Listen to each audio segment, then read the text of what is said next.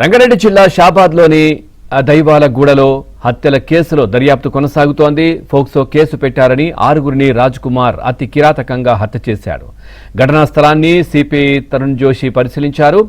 రాజ్ కుమార్ ఒక్కడే ఆరుగురిని హత్య చేశాడని తెలిపారు. ఇక మొదట బాలిక తల్లి నాన్నమ్మను హత్య చేశాడని, తర్వాత బాలికను బలవంతంగా తీసుకువెళ్లి అత్యాచారం చేసి హత్య చేశాడని అన్నారు. ఆ తర్వాత తన ఇంటికి వెళ్లి భార్య పిల్లలను హత్య చేశాడని సిపి తరుణ్ జోషి తెలిపాడు.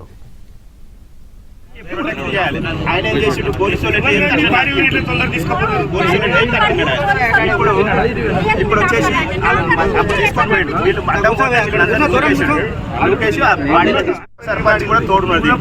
ఇప్పుడు గ్రామ సర్పంచ్ ఊరికి ప్రొటెక్ట్ చేయాలి. ఆయన ఏం చేసిండు, పోలీసులు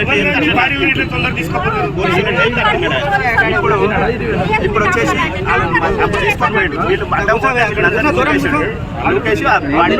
సర్పంచ్ కూడా తోడున్నది.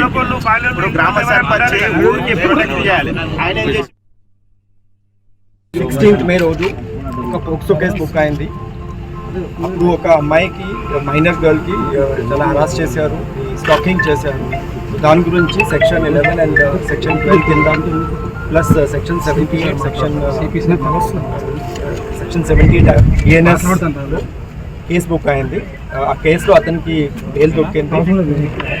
ఇప్పుడు 2 నెలల నుంచి ఈ మనిషి వాళ్ళకి నేటివ్ విలేజ్ దేవులగూడ హ్యామ్లెట్ నాగరకుంట విలేజ్లో ఉన్నారు. అక్కడ అతనికి భార్య మరియు 2 పిల్లలు, కొడుకు, అక్కడ ఫ్యామిలీ కలిపి అక్కడ ఉన్నారు.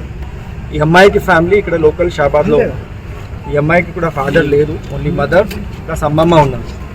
సో రాత్రి 11-12 మధ్యలో ఫస్ట్ ఇక్కడ షాబాద్ లోకల్లో వచ్చి ఇది 3 మనిషికి హత్య చేశారు. ఒక నైఫ్ యూజ్ చేసి ఫస్ట్ ఈ అమ్మాయికి మదర్కి చంపాడు. తర్వాత అది అమ్మమ్మ కూడా, అది అప్పుడు స్లీప్లో ఉన్నారు, ఈ అమ్మాయికి కూడా చంపాడు.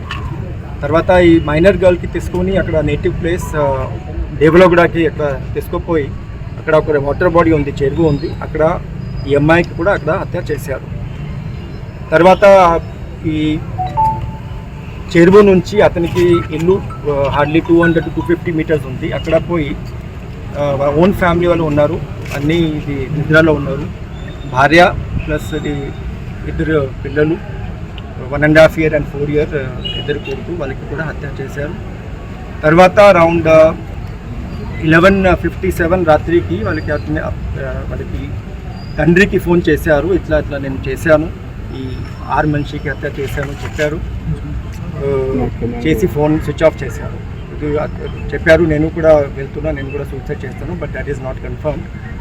తర్వాత మాకు ఈ ముద్దాయికి పేరెంట్స్ వచ్చి షాబాద్ పోలీస్ స్టేషన్లో ఈ మ్యాటర్ ఇన్ఫర్మేషన్ మాకు ఇచ్చారు. అప్పటి నుంచి మేము ప్రయత్నం చేస్తున్నాము. ఈ 6 మనిషి బాడీ ఆల్రెడీ PME కోసం హాస్పిటల్కి షిఫ్ట్ చేసాము.